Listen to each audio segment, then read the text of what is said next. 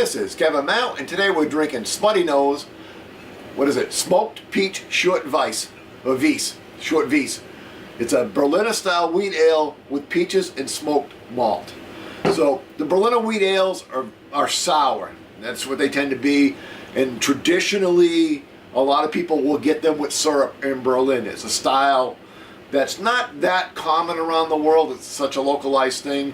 But as craft brewers run around and keep coming up with new things they're trying to do, it's a style that we've seen. I had one last summer at Cape May Brewery. They did a Berliner Weisse, or Weisse. I think it's Weisse, but Smutty Nose has been around for a while now.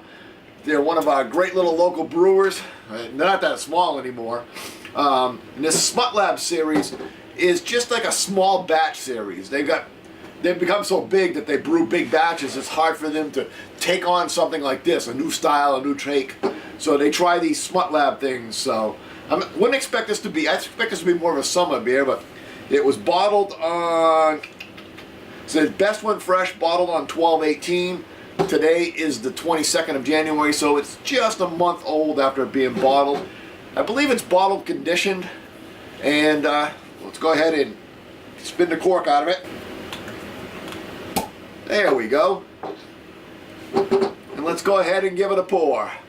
As always, if you like the reviews, please subscribe and go ahead and leave comments. We're always looking for new friends. Again, it's a style that typically doesn't have a lot of head. It usually dissipates quite clearly. And I would say it probably is bottled conditioned. It's definitely cloudy. And one other thing I thought I did notice, yeah, it's an odd amount. It's 12.7 fluid ounces. American beers are usually 12 ounces, so where the 12.7 came from, I don't know. So it actually, let's call it peach colored. So, and like I said, it's very hazy. It's definitely unfiltered. I can't tell if there's chunks of yeast floating around in it or not. So, and the head's totally dissipated at this point.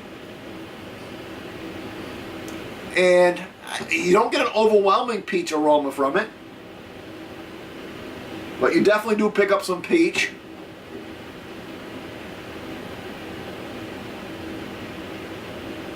I don't really pick up smoke.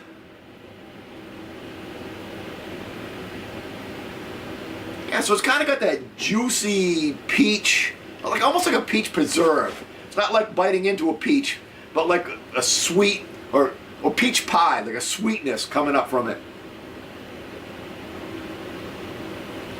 And we are using our Smutty Nose glass. Oh, let's give it a taste. And it's, yeah, it is definitely a Berliner Weisse. I keep saying Weisse, but I believe it's Weisse. I can't correct myself because it's just an old habit. But it's definitely a Berliner Weisse. I mean, you got that acidic, sour flavor to it. If you've ever had one, you know what I'm talking about. If you've never had one, it really doesn't taste much like any other beer that you'll have. You get, and again, it's not bitter, it's sour. So like a, what's those candies we used to eat? So, but yeah, like a sour candy.